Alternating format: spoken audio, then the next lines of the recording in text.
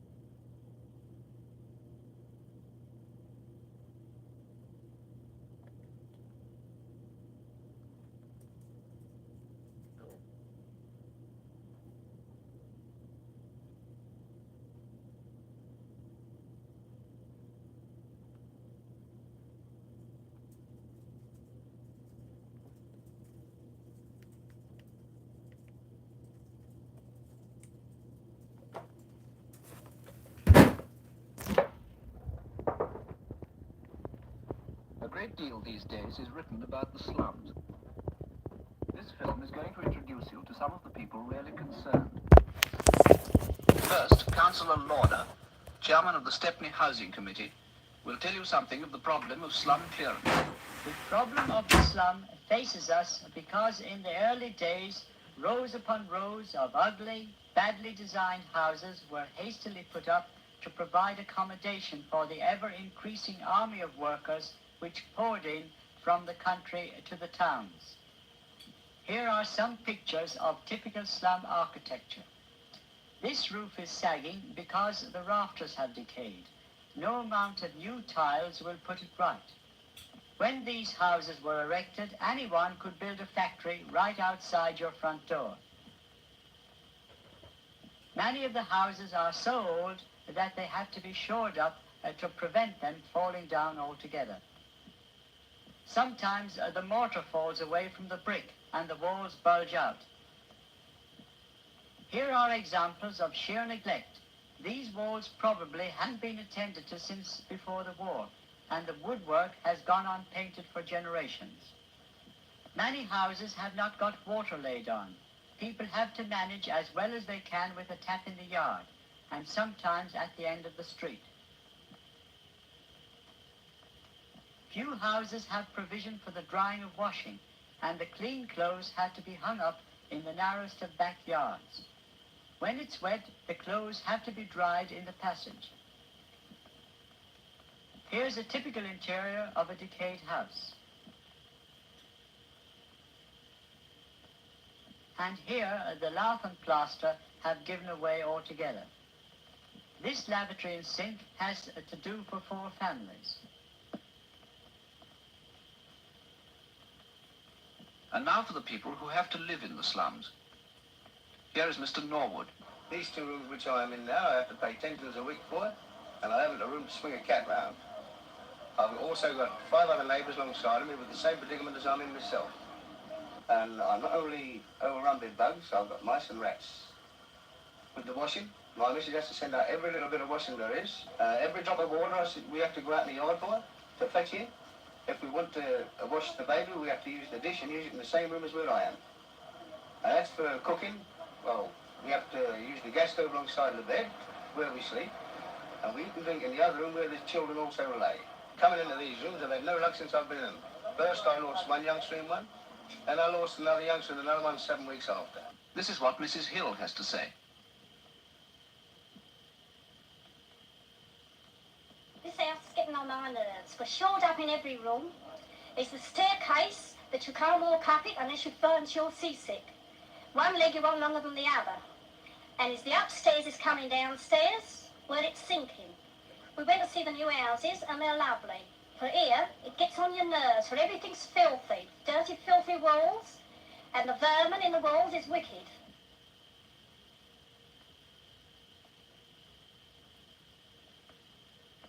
So I'll tell you, we're fed up.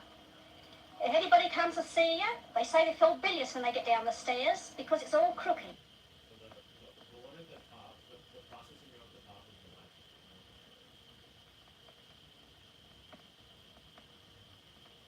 These are the stairs I told you about. You want one leg bigger than the other to come up. And when you scrub them, the water pours down the sides instead of coming on the floor, on the stairs. What with the hole in the wall, I can't tell you how we have to manage. There is that we just cleared up for daytime to keep the dirt out of our mouths, and that's all. You've got the stairs, you don't know whether you're coming down again or not. Same with the passage, that's all the same on the crook. In fact, everything in the house is on the crook. There's not a straight thing in it. What with the shoring up for the passage and the stairs and the coal cupboard, in fact, we've got no convenience whatever. You'd see, you'll try and let the children up the stairs in case they fall down, and you'll frighten them down and go on the landing in case the landing comes down into the passage. So I can tell you how we are fixed. And here is Mrs. Graves. Well, I've been here for 24 years, and this last one has been a misery to me. My boards give way in the front room, so I take my bed down and put it in the back. I went to bed early. I had a baby very bad. In the morning, instead of getting up for the children for school, as being awake all night, I let the children lay as the baby went to sleep for the first time. So our little black dog kept running about. So I must have dozed off with the baby. Thinking it was the dog on my head, I looked up. Instead of that, it was a big rat. I screamed and ran out and left the baby. I have to put the dirt into my bath, fetch it through the kitchen window and out through the kitchen. We cannot get it out of the passage on account of the shoring up. We have no cupboard for food, not even to put a bit of bread in. We leave anything on the table for night time. We have the rats. Okay, I just want to make sure we have some tasks all through. And here is Mr. Burner. I think our conditions of living in these little slums is a bit hard for the wife, and besides myself and the children, bringing them up in the one room. Whoa! Oh, whoa! Of course, a lot of people don't understand what it is living in one room. The cooking conditions is very hard, especially on the wife. She has to do the cooking, it's all done on the gas ring. Of means of frying this and frying that. If it comes to a baked dinner, it's in the oven. And then light a fire outside. It's too warm in the room. Of course, we can only buy enough food for the one day, as there's no conditions or anywhere to keep the food overnight. As you wouldn't leave the food in, you've got to keep it. Being there's all the breath of the 5 of us in the one room, would turn it bad. The washing conditions, we have a little bit. That is in the backyard. It's not too great, but we get over that. Of course, I don't suppose people realise what it really is to be tied up in a one room and cannot get anything any better. We are only hoping that the council will line their ideas up and get their minds made up to get the flats ready so that every working class man will have a hygienic flat to live in, where the cooking conditions is better, the living accommodation is better, sleeping accommodation is better, and what's more, you have a bath. The more enlightened public authorities have been applying themselves to the task of slum clearance with energy. Public authorities have now the power to pull down slums and put up in their place new and fine houses. But the ever-present problem which slows down the most energetic authority is where to put people while their hovels are being pulled down and new houses built for them. A great deal of thought from architects, engineers, and other experts has gone into the design of buildings for rehousing. Here is a model of a block of flats prepared by the British Steelwork Association and based on recommendations by the Council for the Research on Housing Construction. The building has a steel frame which takes the whole weight. The walls do not have to support the weight of the building or the roof. They are made of light standard units, which are fitted into position after the framework has been put up. All the parts of the building are standard. They can be brought complete from the factory and put into position at once. Here's another steel frame building designed for the Quarry Hill estate at Leeds. The walls, floors, and staircase treads are made of precast concrete slabs reinforced by steel. The walls and floors are made with an airspace to keep out noise. Each flat has a back-to-back range for coal or coke, a gas griller, and a gas plug by every fireplace.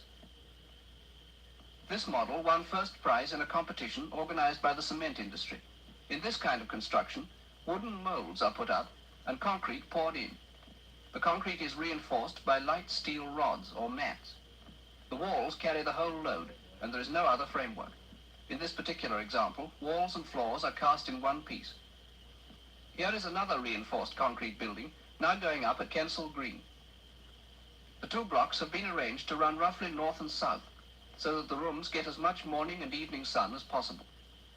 Gas is used for cooking, heating, and lighting. The inside of a building is as important as the outside. The rooms must get as much sun as possible. The walls must keep out the sound of the people next door. The kitchen is very important. It must be easily kept clean, and the appliances must be cheap to run. The gas industry has designed suitable appliances for cheap cooking and for room and water heating, especially to meet the needs of slum clearance schemes. The general layout of a site is extremely important. Here's a model of the whole Quarry Hill estate at Leeds.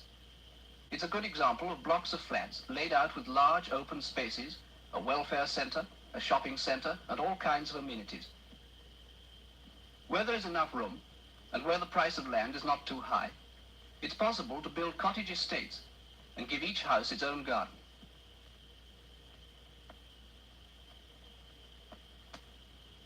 When a public authority embarks on slum clearance work, it must take people just as they are. It is, however, our experience that if you provide people from the slums with decent homes, they quickly respond to the improved conditions and keep their homes clean and tidy. In Stepney, we are finding that the amount of interest which the people are taking in their new flats is advancing day by day.